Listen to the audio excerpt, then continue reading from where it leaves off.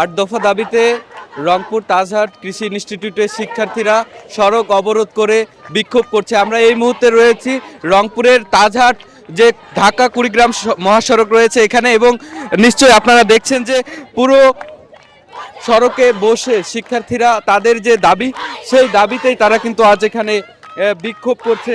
আমরা একটু যদি আপনাদেরকে বলে রাখি যে তাদের 8 দফা দাবির মধ্যে শিক্ষার্থীদের উচ্চ শিক্ষা গ্রহণ, স্বতন্ত্র শিক্ষা প্রতিষ্ঠান স্থাপন, শিক্ষার মান বৃদ্ধি, শিক্ষক নিয়োগ, পরীক্ষা, চাকুরি ও গ্রেড, ইন্টার্ন ভাতা, ফাউন্ডেশন ট্রেনিং, উচ্চ শিক্ষায় প্রবেশ, গম্যতা সহ নানাবিধ দাবিতে তারা কিন্তু এখানে আজ দাঁড়িয়ে তাদের যে বিক্ষোভ সেটি তারা কিন্তু এখানে করছে।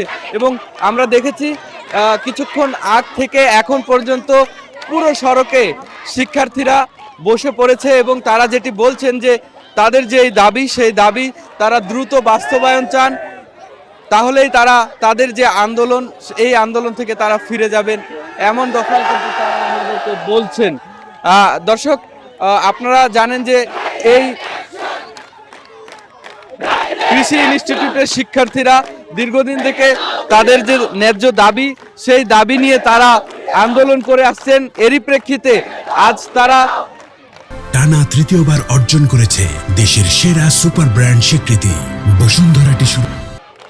আজ তারা এখানে বসেছেন এবং তারা যেটি বলছেন যে তাদের দাবি যতক্ষণ না পর্যন্ত আদায় করা হবে ততক্ষণ পর্যন্ত তারা তাদের যে কর্মসূচি সেটি তারা পরিচালনা করে যাবেন। আমরা একটু আপনার কাছে জানতে চাই কেন সড়কে বসে আন্দোলন করছেন? আমরা আন্দোলন করতেছি, আমরা দীর্ঘ 9 মাস আগে আন্দোলন করছি, আমাদের দাবি তারা মেনে নেয়নি, আমরা ফাইনাল বর্জন করছি, আমরা ফাইনালে বসি নাই, আজকে 5-6 দিন হলো আমাদের দাবি না মানা পর্যন্ত আমরা বসবো না। আমাদের মূলত একটাই দাবি, প্রথম দাবি হচ্ছে আমাদের উচ্চ শিক্ষা দিতে হবে। তারা কেন দিচ্ছে না? নাকি বাংলাদেশের শিক্ষা কেন আমরা বাংলা শিক্ষা থেকে বঞ্চিত থাকবো? আমরা কৃষি প্রধান দেশ, কেন আমরা কৃষি থেকে বৈষম্য থাকবো? সবার বিশেষ করার অধিকার আছে, আমাদের কেন নাই?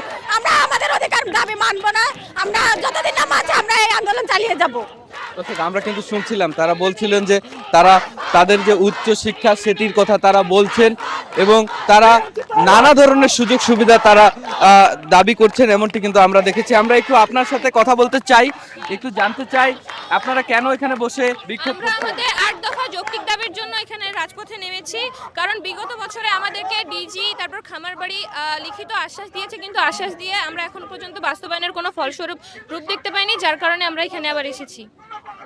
দর্শক, আমরা কিন্তু শুনছিলাম এর আগের বারেও তাদের প্রতিষ্ঠানের যারা কর্মকর্তা রয়েছেন তারা তাদেরকে আশ্বাস দিলেও সেটি তারা পূরণ করতে পারে নাই দেখে তারা আবারও আজকে এই সড়কে বসে তারা তাদের যে আন্দোলন সেটি তারা করছেন, এমনটি কিন্তু আমরা দেখছি। এবং এখানে শিক্ষার্থীরা নানা ধরনের বক্তব্য দিচ্ছেন।